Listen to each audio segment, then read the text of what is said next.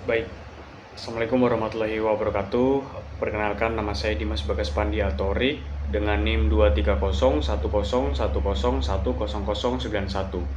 Di sini saya akan mempresentasikan untuk UTS dari mata kuliah Etika Profesi. Di sini saya memilih Etika Profesi dengan judul Etika dalam Pengembangan Teknologi Informasi dari profesi programmer.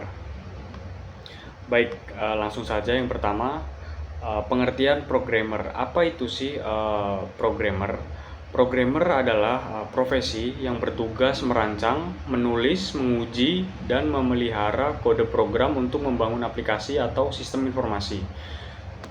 Tugas utama programmer yaitu antara lain menulis kode program, mengembangkan aplikasi, memperbaiki bug, dan memelihara sistem. Lalu, pentingnya kode etik programmer. Yang pertama, menjaga keamanan sistem informasi.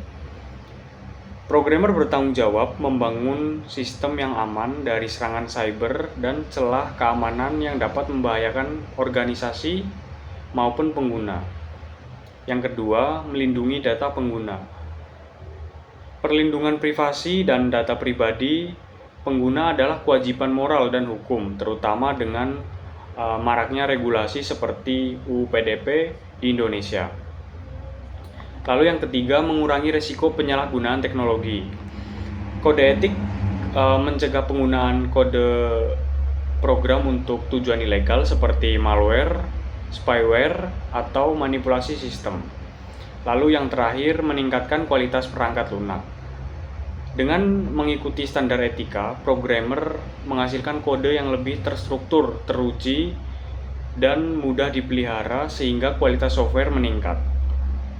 Lalu selanjutnya kita masuk ke prinsip-prinsip etika profesi programmer. Yang pertama, prinsip pertama, mengutamakan kepentingan publik.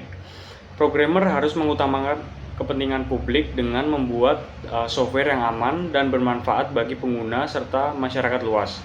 Prinsip ini mengharuskan programmer untuk meminimalkan resiko kerugian yang didapat dialami pengguna, baik dalam bentuk kehilangan data, gangguan sistem, maupun dampak finansial.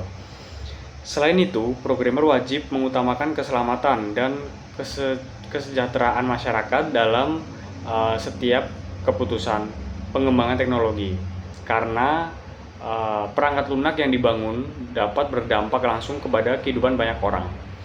Sebagai contoh konkret, programmer yang menerapkan prinsip ini akan aktif mencari dan memperbaiki celah keamanan sebelum aplikasi dirilis ke publik, sehingga mencegah potensi penyalahgunaan atau serangan cyber yang dapat membahayakan pengguna.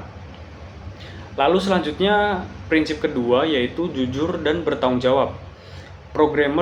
Programmer harus jujur dan bertanggung jawab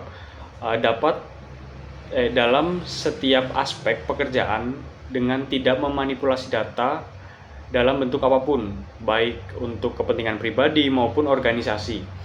Programmer wajib memberikan informasi yang benar dan transparan kepada klien mengenai kemampuan sistem, timeline penyelesaian, serta risiko yang mungkin timbul selama pengembangan.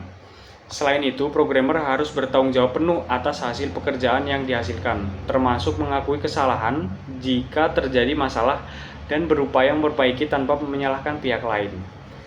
Sebagai contoh, programmer yang menerapkan prinsip ini akan melaporkan bug yang ditemukan kepada klien atau tim, meskipun hal tersebut dapat menunda proyek, karena kejujuran dan integritas lebih penting daripada mengejar tenggat waktu dengan mengorbankan kualitas. Lalu selanjutnya kita masuk ke prinsip ketiga, yaitu menjaga privasi dan kerahasiaan. Programmer wajib menjaga privasi dan kerahasiaan dengan melindungi data pengguna dari akses tidak sah, kebocoran, atau penyalahgunaan sepanjang siklus pengembangan sistem. Programmer tidak diperbolehkan menyebarkan informasi rahasia perusahaan, kode sumber, algoritma, dan data sensitif kepada pihak yang tidak berhak. baik secara sengaja maupun tidak sengaja. Selain itu, programmer harus mematuhi rules dan regulasi perlindungan data yang berlaku, seperti UU Perlindungan Data Pribadi di Indonesia atau GDPR untuk konteks internasional, sebagai bentuk komitmen terhadap standar hukum dan etika. Sebagai contoh juga, programmer yang menerapkan prinsip ini tidak akan membagikan database pelanggan kepada pihak lain tanpa izin eksplisit, karena hal tersebut melanggar kepercayaan pengguna dan dapat berkonsekuensi hukum yang serius. Lalu kita masuk ke prinsip keempat, yaitu menghormati hak kekayaan intelektual. Programmer harus menghormati hak kekayaan intelektual dengan menghargai hak cipta software dan tidak menggunakan perangkat lunak tanpa izin atau lisensi yang sah. Programmer dilarang melakukan pembajakan dalam bentuk apapun, termasuk menginstal software bajakan, mendistribusikan salinan yang tidak sah, atau menggunakan kode milik orang lain tanpa persetujuan. Selain itu, programmer wajib mencantumkan sumber referensi kode yang digunakan dari proyek orang lain atau library open source sebagai bentuk operasi dan sebagai bentuk apresiasi dan transparansi terhadap kontribusi pembuatan asli. Sebagai contoh, programmer yang menerapkan prinsip ini akan menggunakan lisensi open source sesuai ketentuan yang ditetapkan, seperti mematuhi syarat GPL, MIT, atau Apache License, termasuk mencantumkan atribusi dan tidak menghapus notifikasi hak cipta asli. Selanjutnya, saya ada studi kasus terkait profesi programmer, yaitu kebocoran data pengguna. Kebocoran data terjadi ketika programmer tidak menjaga kerahasiaan data akibat kelalaian keamanan, kesalahan konfigurasi database, atau tidak mengikuti standar enkripsi yang memadai. Jika programmer mengalami hal seperti ini, dampak yang terjadi yaitu yang pertama, kerugian finansial dan pencurian identitas bagi pengguna, hilangnya kepercayaan publik, dan kerusakan reputasi perusahaan. Lalu, sanksi hukum sesuai UU Perlindungan Data Pribadi, serta sanksi profesional seperti pencabutan sertifikasi. Solusinya, terapkan keamanan data yang baik dan patuhi kode etik profesi untuk mencegah kebocoran di masa depan. Penutup, kesimpulan dari presentasi saya hari ini, kode etik menjadi pedoman perilaku utama bagi programmer dalam menjalankan profesi mereka. Programmer harus jujur, bertanggung jawab, dan menjaga privasi pengguna dalam setiap aspek pengembangan perangkat lunak.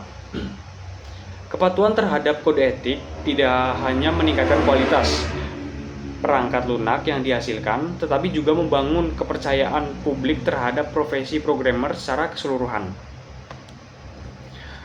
Terima kasih, mungkin dari saya cukup sekian, kurang lebihnya mohon maaf. Wassalamualaikum warahmatullahi wabarakatuh.